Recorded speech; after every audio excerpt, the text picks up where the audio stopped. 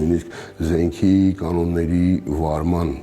հետ կապված հանցագործության դեպքերի նվազում են։ Ռազմական ոստիկանության պետի օպերատիվ աշխատանքների գծով տեղակալ գնդապետ Արթուր Մարտիրոսյանը ցույց է տալիս զինված ուժերում նախորդ տարի արձանագրված դեպքերի վիճակագրությունն ու նկատում թյուր են այն պնդումները, թե բանակում հանցագործությունների թիվը տարեց տարի ավելանում է։ Հիմա ամեն բան փաստերով։ Ռազմական ոստիկանության հերթապահ մաս ստացված 2986 հաղորդագրությունից հանցակազմ է պարունակել 1359։ Համեմատության համար նշենք, որ 2023 թվականին ստացվել էր 3493 հաղորդագրություն, 1392-ը հանցակազմի հատկանիշներով։ Դեպքերից միայն 23-ն են եղել առանձնապես ծանր հանցատեսակներ, նվազումը շուրջ 63%, աճ է արձանագրվել միայն ոչ մեծ ծանրության հանցագործությունների դեպքում, այն էլ հիմնավոր պատճառաբանությամբ։ Նույնիսկ ամենաաննշան դեպքերը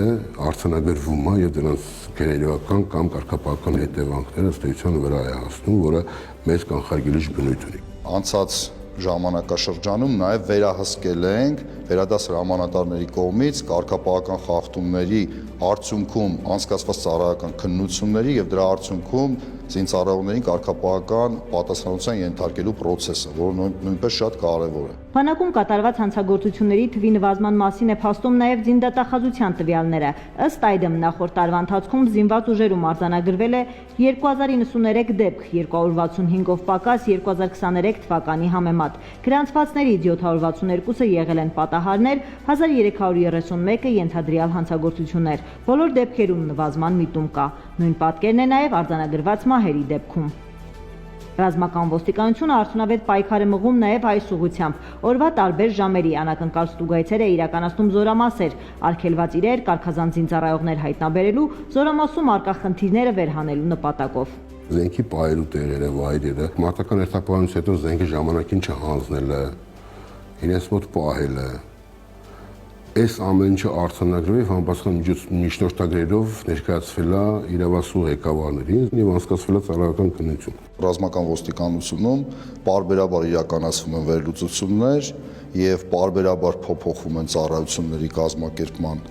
ալգորիթմը, որպեսզի առաջ եկող մարտահրավերներին կարողանանք հստակ եւ արագ եւ օպերատիվ արձագանքել։ Առանձնազրույցների բացատրական աշխատանքների միջոցով են ռազմական ոստիկանության աշխատակիցները պայքարում արատավոր այնպիսի բարքերի դեմ, որոնք հակասում են կանոնագրքային փոխհարաբերություններին։ Այդպիսի վարքագիծ դրսևորած զինծառայողների տվյալները փոխանցվում են համապատասխան ստորաբաժանում, վերջիներիս նկատմամբ հսկողություն իրականացնելու նպատակով։ Կոպիտ կարգապահական խախտումները դրանք հիմնականում օրվա կարգացուցակի խախտումներն են, որից հասունանում է միջազգային հարաբերությունների հետ կապված կարգապահական խախտումները եւ վերլուծությունները ցույց են տալիս, որ դառնում են զինվորական հանցագործություններ։ Այսինքն մեր գերնպատակն է